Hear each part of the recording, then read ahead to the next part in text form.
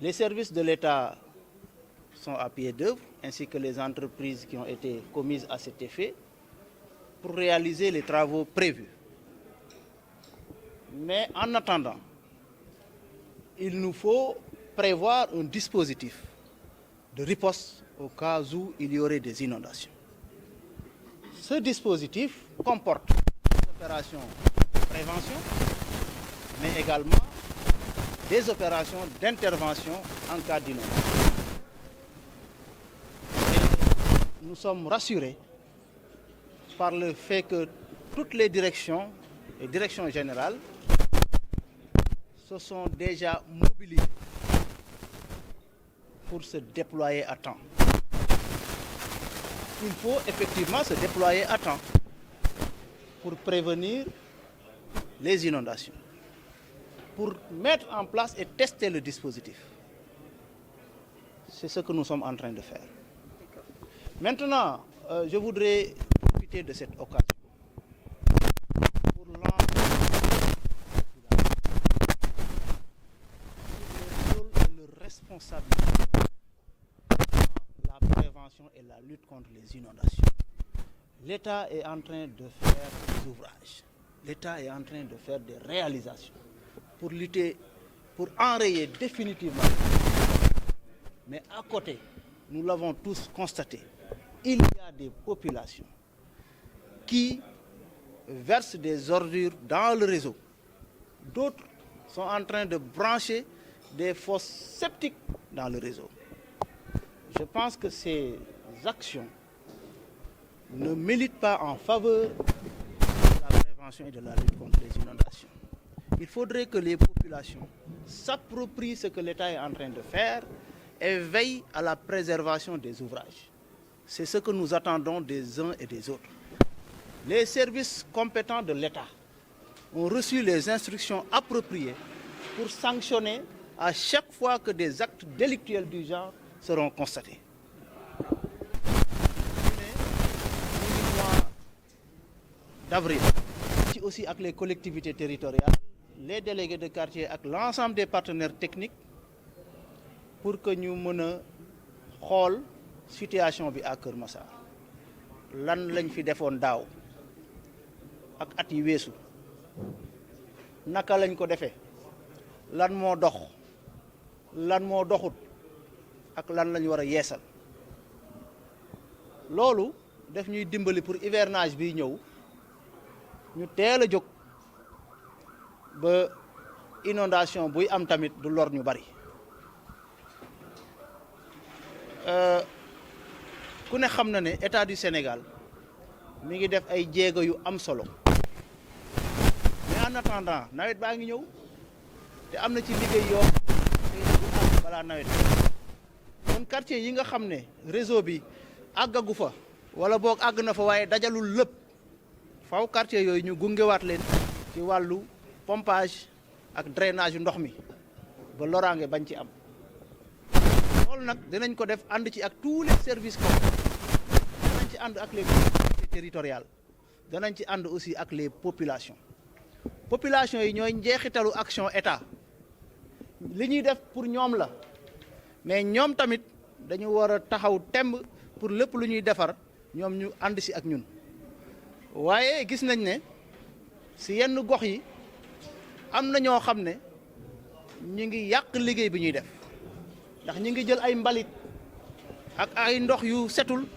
di ko verser ci réseau bi loolu dafay fatt réseau bi dafay wàññi capacité de drainage et de stockage bi mais tamit dafay yàq cadre de vie bi kon vraiment ñu ngi ñaan ñëpp ñu jàpp ne mbir mi seen mbiru bopp la ñu téyel ko seeni bopp te nag ñiy yàq ñun ñëpp ñu ànd nag ba fexe ba dootuñu yàq ana naka lañ koy defee c'est très simple les populations qui sont autour de ces ouvrages ñu ngi leen di ñaan ñu jouer un rôle de veille et d'alerte suñu gisee lu mel noonu suñ ko mënta fajal seen bopp ci njëkk ak teraanga nañ ko wax les services compétents ñu taxaw ci services yooyu jox naa leen ay instructions yu leer kuñ ci fekk muy def lu mel noonu nañ ko sanctionner parce que nag mënuñu di liggéey ñenn ñi di yàq bu boobaa duñu gaaw a àgg fi ñu jëm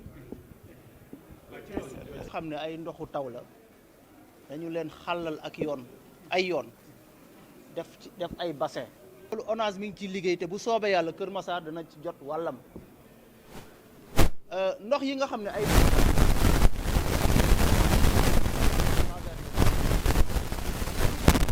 versé ko fa mais loolu suñu kaw lay ñëwaat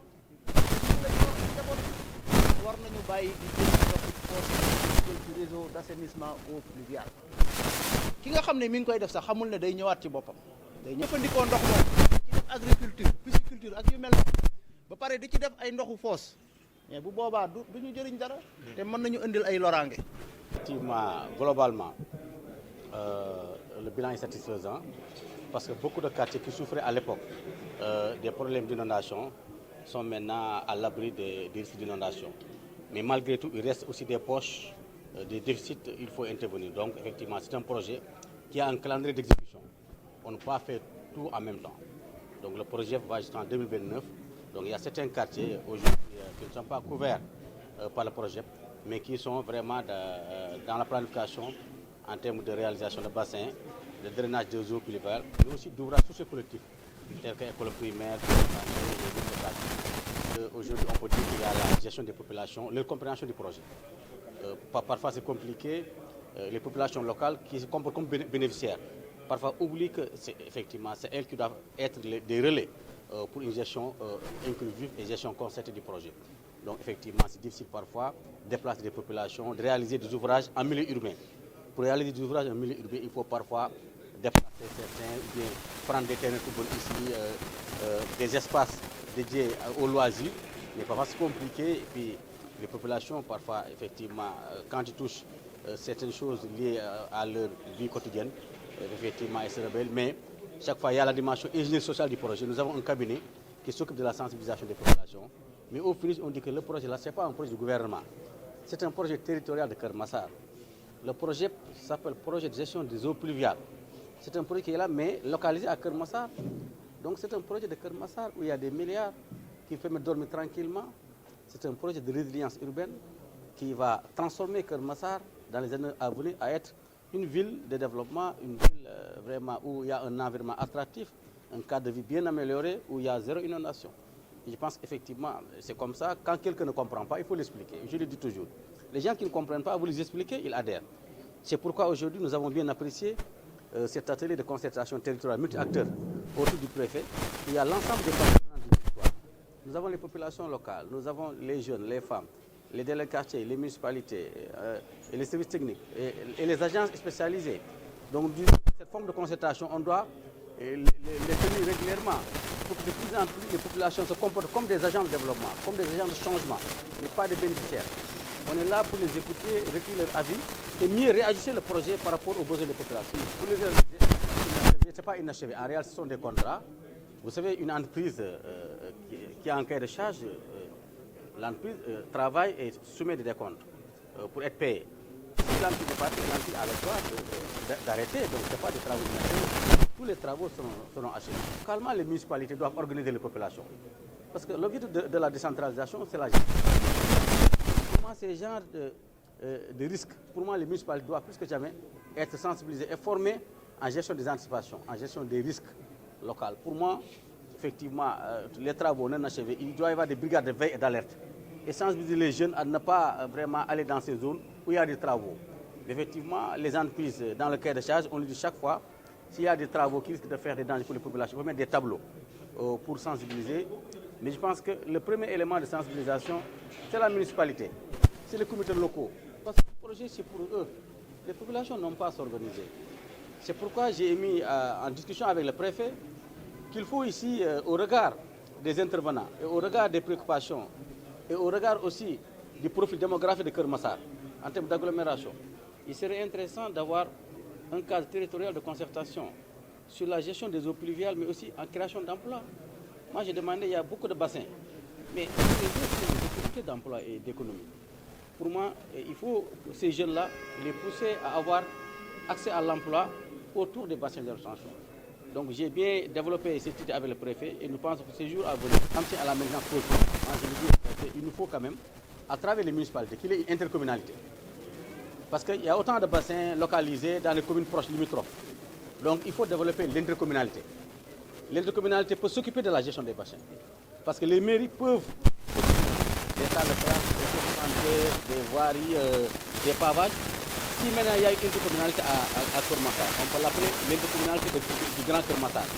Cette intercommunalité peut avoir comme vocation l'entretien et la maintenance des bassins et des ouvrages agricoles.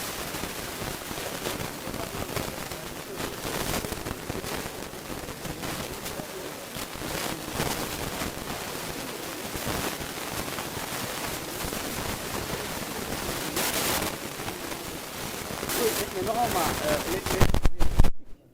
on chemin, on ne peut pas les mélanger avec les bassins. C'est nuisible à la santé publique, c'est nuisible à la santé des populations et des ménages. Et nous pensons qu'il faut une concertation. Il y aura un volet communication et sensibilisation, un volet gouvernance, un volet gestion durable, entretien et maintenance des ouvrages. Et nous pensons qu'il faut sensibiliser, parce que ça c'est nuisible à la santé des populations.